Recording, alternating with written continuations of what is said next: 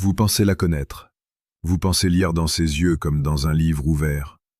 Vous croyez que tant qu'elle est là, physiquement présente dans votre lit, dans votre cuisine, dans votre vie, tout va bien.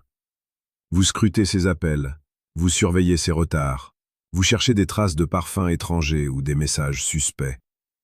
Vous perdez votre temps. Vous regardez la carte mais vous ne voyez pas le territoire. Pendant que vous jouez les détectives amateurs sur des détails futiles, elle est déjà partie. Non pas physiquement, elle n'a pas encore fait ses valises. Mais son âme, son cœur, son essence même se sont évaporés.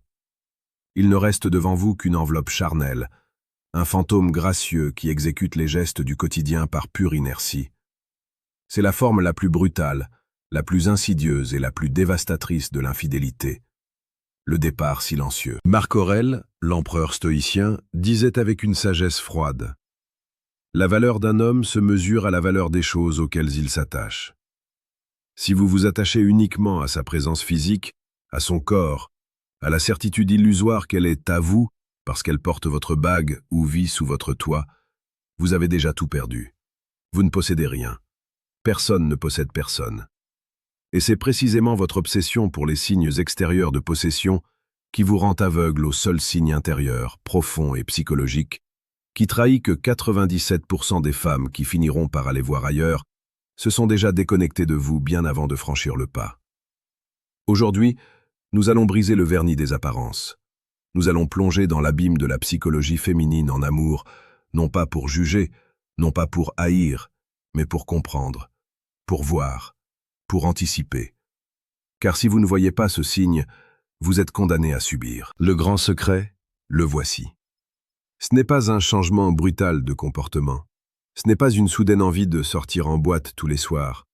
Ce n'est pas une nouvelle tenue provocante. Le signe qui trahit la femme infidèle en puissance, celle qui est en train de glisser vers un autre monde, c'est l'indifférence. Mais attention, pas l'indifférence hurlante, pas le dédain méprisant, non, c'est bien pire. C'est l'indifférence douce, calme, apaisée et polie. C'est l'absence totale de conflit. C'est le moment où elle cesse de se battre. C'est le silence effrayant d'un cœur qui a cessé de réclamer. Rappelez-vous le début. Rappelez-vous cette passion dévorante, ces moments où chaque détail comptait. Elle se plaignait peut-être que vous ne l'écoutiez pas assez. Elle boudait parce que vous aviez oublié un anniversaire de rencontre insoufiant. Elle s'énervait parce que vous laissiez traîner vos affaires. Parfois, cela vous exaspérait. Vous pensiez: pourquoi fait-elle tant d'histoires pour si peu? Vous n'aviez pas compris. Ces disputes, ces plaintes, ces colères, c'était le bruit de l'amour. C'était la preuve qu'elle tenait encore à vous, qu'elle croyait encore en nous, qu'elle pensait que la relation valait la peine d'être réparée, améliorée. Elle investissait de l'énergie, même négative, parce que l'enjeu en valait la chandelle à ses yeux. Le conflit était une forme d'engagement, une demande désespérée de connexion. Le signe dont je vous parle, c'est quand tout cela s'arrête, du jour au lendemain. Tout devient simple. Elle ne se plaint plus. Elle ne vous fait plus de reproches. Elle accepte tout avec un sourire évanescent. Vous oubliez son anniversaire? Elle vous dit: ce n'est pas grave, tu avais beaucoup de travail. Vous sortez avec vos amis sans la prévenir? Elle répond: d'accord, amuse-toi bien. Vous rentrez tard, fatigué, ignorant ses tentatives de discussion? Elle se tait et va se coucher. Vous, dans votre arrogance masculine, vous pensez que vous avez enfin gagné. Vous pensez qu'elle s'est assagie, qu'elle a compris la leçon, qu'elle vous laisse enfin tranquille. Vous soufflez, vous vous relaxez, vous vous dites que votre relation est enfin pacifiée. C'est là l'erreur fatale. C'est le moment où vous devez avoir le plus peur. Car ce silence n'est pas la paix, c'est la capitulation. C'est l'acceptation stoïque, mais passive, de la fin. Elle a cessé de se battre parce qu'elle a cessé d'espérer. Dans sa tête, consciemment ou non, le processus de deuil est enclenché. Elle ne vous appartient plus. Son esprit vagabonde. Elle est en train de créer un espace vide en elle, un espace qui, tôt ou tard, sera rempli par quelqu'un d'autre. Quelqu'un qui saura écouter, quelqu'un qui saura voir ce que vous ne voyez plus. C'est une histoire vraie que j'ai vue se répéter 100 fois. Un homme, appelons-le Julien, en couple depuis 7 ans avec Clara. Clara était expressive, parfois volcanique. Elle voulait de la romance, de l'attention, des projets. Julien, lui, s'était installé dans une routine confortable. Il l'aimait, mais il la prenait pour acquise. Ils travaillaient beaucoup, se négligeaient leur couple. Clara se plaignait, criait, pleurait. Julien s'agaçait. Un jour, Clara a cessé de crier. Elle est devenue la compagne parfaite. Douce, accommodante, ne demandant rien. Julien était ravi. Il pensait que leur crise était passée. Il se sentait libre. 6 mois plus tard, Clara partait. Elle avait rencontré quelqu'un. Un homme simple, pas plus beau, pas plus riche, mais un homme qui la regardait vraiment. Clara n'avait pas trompé Julien pour s'amuser. Elle l'avait trompé parce qu'elle était déjà partie mentalement depuis des mois, et cet autre homme n'était que le catalyseur qui avait concrétisé sa rupture intérieure. Julien est tombé de haut. Il n'avait rien vu venir. Il hurlait « Mais pourquoi tu ne m'as rien dit? On aurait pu s'arranger !» La réponse de Clara a été brutale, limpide. « Je te l'ai dit pendant des années, Julien. Mais tu n'écoutais pas. Un jour, j'ai arrêté de parler parce que j'ai compris que je parlais à un mur. Ne soyez pas un mur. » C'est ici que la psychologie et la séduction la plus précieuse et pertinente se rejoignent. Si vous voulez garder une femme, vous ne devez jamais, au grand jamais, confondre la paix avec l'absence de conflit. L'amour est une énergie vivante, mouvante, parfois chaotique. Le jour où l'eau devient stagnante, c'est là que les maladies prolifèrent.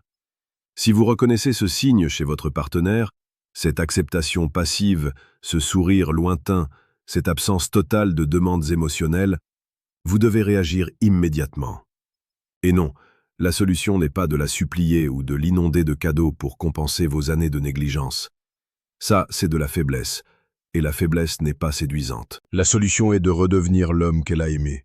Un homme de caractère, un homme qui mène sa vie avec détermination, un homme stoïcien qui ne se laisse pas abattre par les circonstances, mais qui les domine. Vous devez recréer de la tension, de l'imprévisibilité, de l'intérêt. Vous devez lui montrer que vous n'êtes pas acquis, tout comme elle ne l'est pas. Et si vous voulez aller plus loin, si vous voulez vraiment maîtriser ces dynamiques complexes de la psychologie et de la séduction, je vous invite à cliquer sur le deuxième lien en description de cette vidéo pour télécharger votre exemplaire gratuit du « Manuel brutal du séducteur stoïque ». C'est une ressource indispensable pour tout homme qui veut comprendre les règles non écrites du jeu de l'amour et ne plus jamais se faire surprendre par les caprices du cœur féminin. C'est le moment de vous éduquer, de vous renforcer, de prendre les devants. Rappelez-vous, être stoïcien, ce n'est pas être insensible.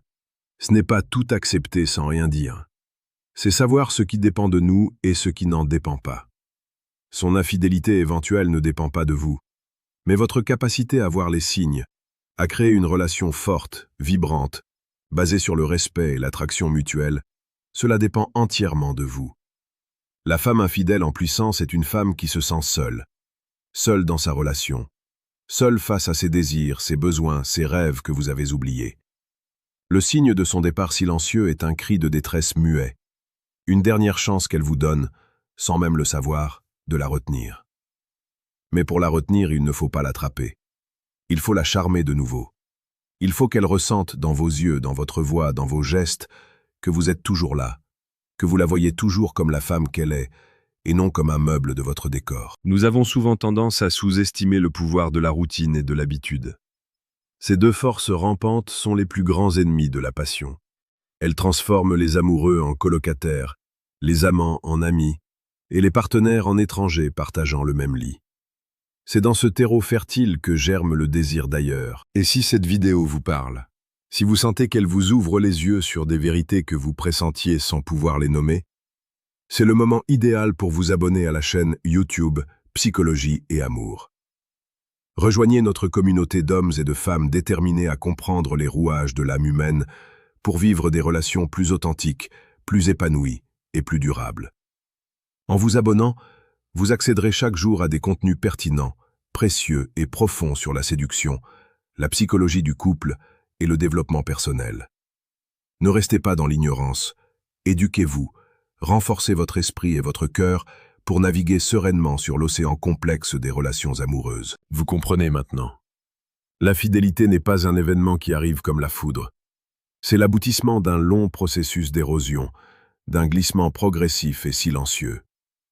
97% des femmes qui finissent par partir se sont déjà déconnectées émotionnellement et psychologiquement bien avant.